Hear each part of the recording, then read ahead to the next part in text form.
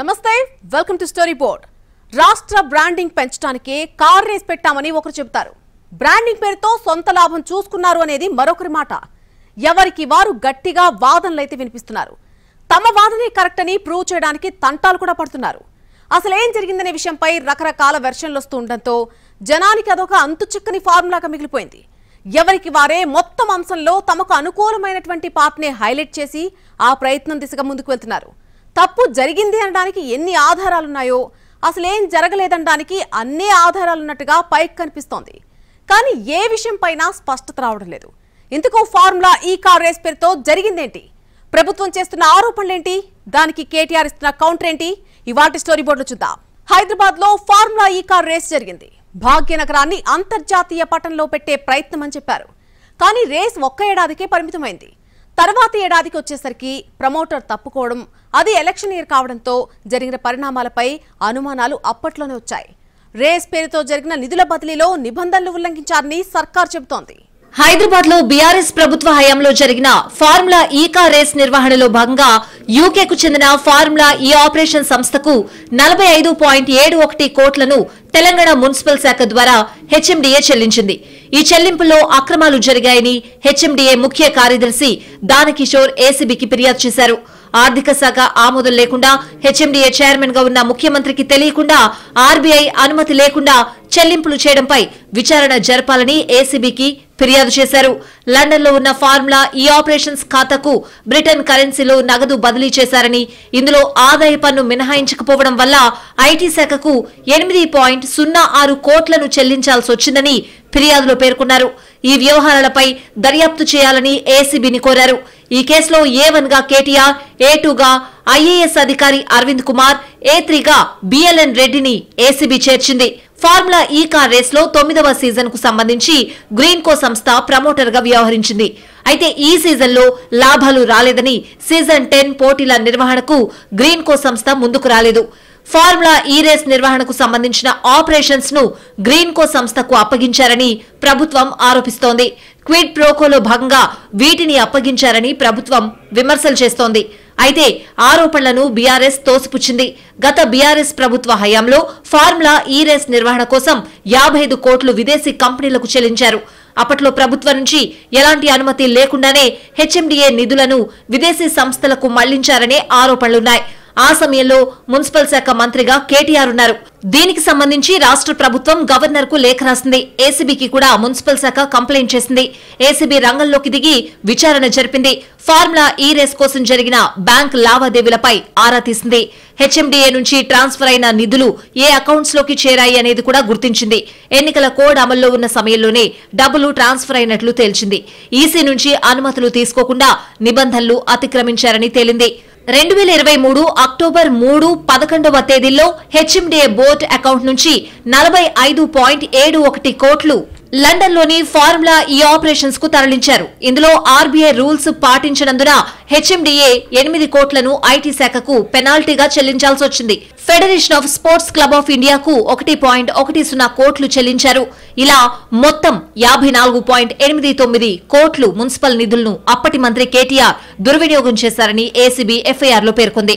చట్టానికి సంబంధించినటువంటి కార్యక్రమం అది చట్టపరిధిలో ఉంది, దానిపైన అది చేసుకుంటున్నారు. మొత్తం మీద ఫార్ములా ఈ రేస్ పేరుతో జరిగిన పరిణామాలకు రాజకీయ రంగు పులుముకుంది.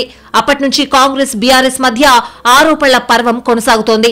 రేస్ పేరుతో ప్రజాధనం కొట్టేశారని కాంగ్రెస్ అంటూ ఉంటే పైసా అవినీతి జరగలేదు అనేది బీఆర్ఎస్ వర్షన్ గా ఉంది.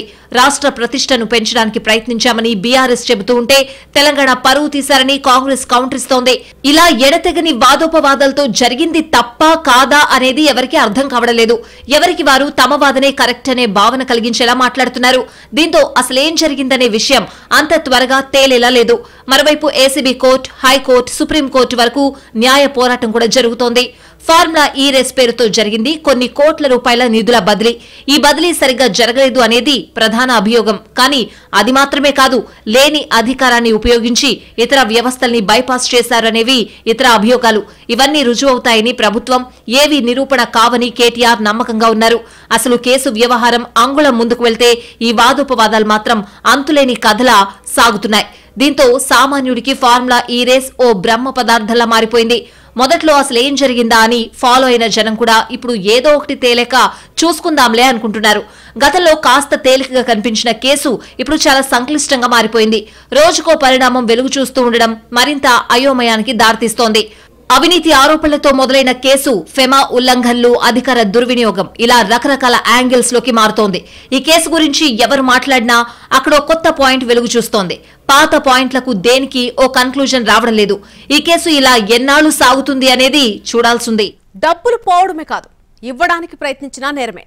ప్రభుత్వానికి నష్టం కలిగిస్తే అది క్రిమినల్ కేసు అవుతుంది. ఫార్ములా ఈ రేస్ కేసులో కేటీఆర్ క్రియాశీలకమని ఏసీబీ చెబుతోంది. నిధుల బదిలీలో ఖచ్చితంగా తప్పు జరిగిందని చెబుతోంది. దానికి ఆధారాలు కూడా ఉన్నాయంటోంది. అసలు హైదరాబాద్ లో ఫార్ములా రేస్ ప్రతిపాదన ఎవరిది?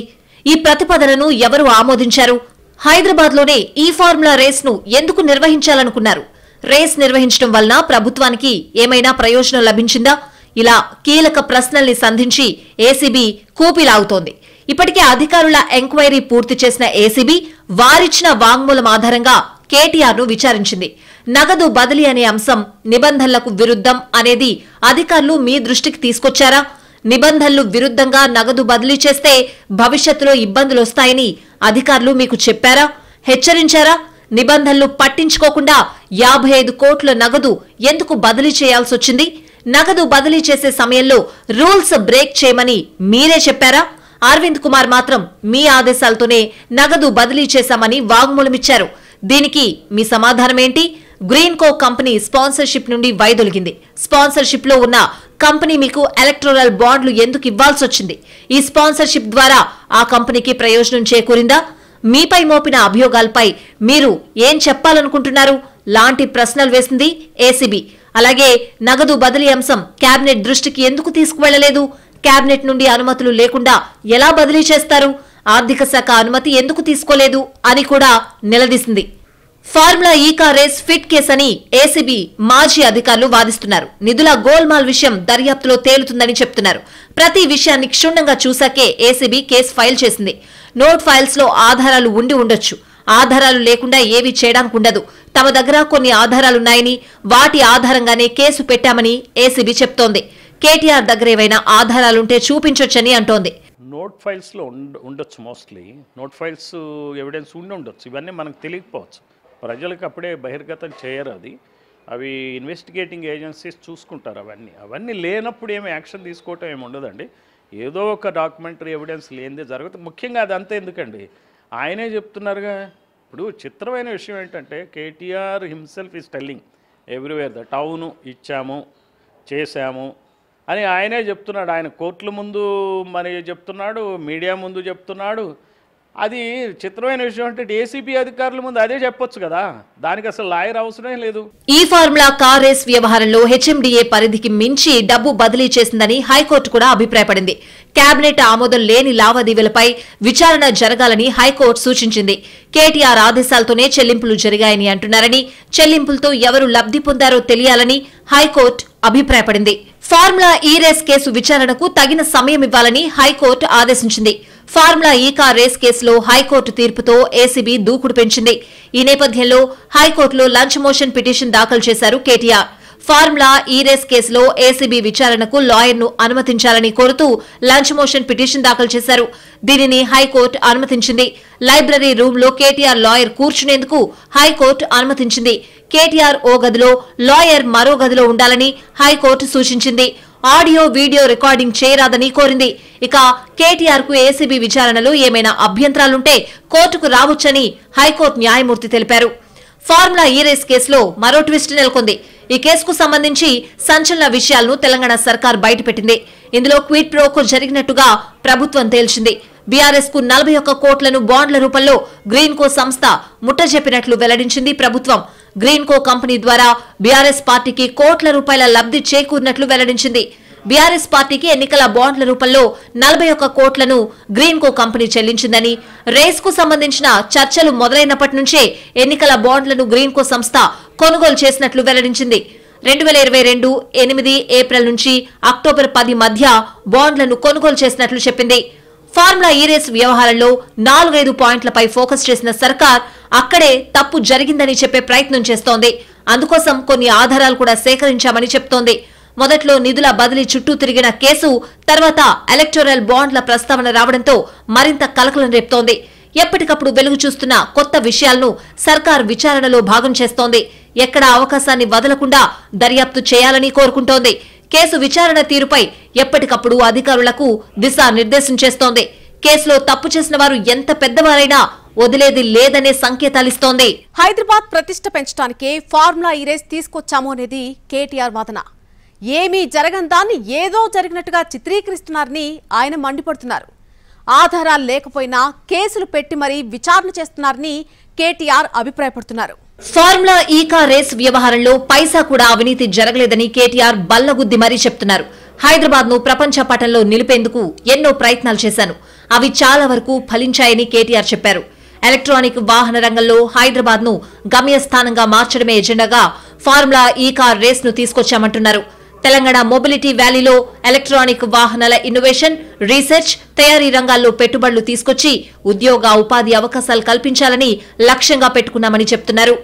కేసుల విషయం లేదు, ఈడికెళ్ళి ఫార్ములా ఈ రేస్ అనే ఒక ఈవెంట్ని హైదరాబాద్నే ఉంచాలి, కష్టపడి తెచ్చినాం ఇండియాకు మొదటిసారి భారతదేశానికి, ఇక్కడనే ఉండాలి, ఇక్కడ ఉంటేనే మన రాష్ట్రానికి పెట్టుబడులు తెచ్చుట్ల కానీ భవిష్యత్తులో ఎలక్ట్రిక్ వాహనాలకు హైదరాబాద్ను తెలంగాణను ఒక ప్రధానమైన స్థావరంగా ప్రపంచంలో తయారు చేయాలనే ఒక విజన్తో చేసిన పని తప్ప ఇలా పైసలు, అవినీతి అలాంటి గలీజు పనులు రేవంత్ రెడ్డి చేస్తారు తప్ప మేము చేయము, మాకు ఆ కర్మ పట్టలేదు అనే మాట కుండబద్దలు కొట్టినట్టు వాళ్ళకి చెప్పిన.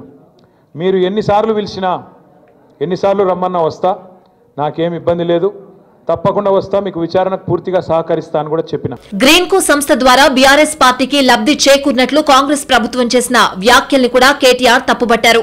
గ్రీన్ కో 2022లో ఎన్నికల బాండ్లు ఇచ్చిందని, 2023లో ఫార్ములా ఈ రేస్ జరిగిందని అన్నారు. కాంగ్రెస్ బీజేపీకి కూడా గ్రీన్ కో బాండ్లు ఇచ్చిందన్న విషయాన్ని కేటీఆర్ గుర్తు చేశారు. ఫార్ములా ఈ రేస్ కారణంగా గ్రీన్ కో నష్టపోయిందని, దీంతో మరుసటి ఏడాది రేస్ స్పాన్సర్షిప్ నుంచి తప్పుకుందని వివరించారు. అది క్విడ్ ప్రోకో ఎలా అవుతుందో చెప్పాలని ప్రశ్నించారు. పార్లమెంట్ ఆమోదించిన ఎన్నికల బాండ్లు అవినీతి ఎలా అవుతుందని కేటీఆర్ నిలదీశారు. దేశవ్యాప్తంగా అన్ని పార్టీలకు వచ్చిన బాండ్లపై చర్చకు సిద్ధమని కేటీఆర్ స్పష్టం చేశారు. హెచ్ఎండీఏకి ఉన్న అధికార పరిధిలోనే నిధుల బదిలీ జరిగిందని, తాము డబ్బులు పంపినట్టు చెప్తూ ఉంటే లండన్ కంపెనీ తమకు డబ్బులు అందాయంటోందని గుర్తు చేశారు కేటీఆర్. ఇక అవినీతి ఎక్కడుందని ప్రశ్నించారు. ప్రభుత్వం వేరే ఉద్దేశాలతో ఈ కేసు పెట్టి విచారణ చేస్తోందని చెప్పారు. రాజకీయ కక్ష సాధింపే తప్ప మరొకటి కానే కాదంటున్నారు. ఏసీబీ పదే పదే అడిగిన ప్రశ్నలే తిప్పి తిప్పి అడుగుతోందని కూడా కేటీఆర్ ఆరోపించారు. ఆలస్యమైనా సరే ఖచ్చితంగా నిజాలు వెలుగు చూస్తాయి అనేది కేటీఆర్ కన్క్లూజన్ గా ఉంది. మరోవైపు సుప్రీంకోర్టులో కేటీఆర్ వేసిన పిటిషన్పై విచారణ 15కు వాయిదా పడింది. ఫార్ములా ఈ రేస్ కేసులో భవిష్యత్తులో ఏం జరుగుతుంది అనేది చూడాల్సింది. రోజులు గడిచే కొద్దీ ఎవరి వాదనకు బలం వస్తుంది, అటు సుప్రీంకోర్టు ఏం చెబుతుంది అనేది కీలకంగా మారే అవకాశం ఉంది. ఇకపై అయినా ఈ కేసులో అసలు ఏం జరిగిందనే విషయంపై స్పష్టత వస్తుందేమో అని అందరూ ఎదురుచూస్తున్నారు. ఇంకోవైపు నుంచి ఈడీ కూడా విచారణ మొదలు పెట్టడంతో అక్కడేం తేలుతుంది అనేది కూడా ఆసక్తికరం. మొత్తం మీద ఫార్ములా ఈ రేస్ వ్యవహారం ఇప్పటికే చాలా మలుపులు తిరిగింది. ఇంకెన్ని ట్విస్టులు చోటు చేసుకుంటాయి అనేది చూడాల్సింది.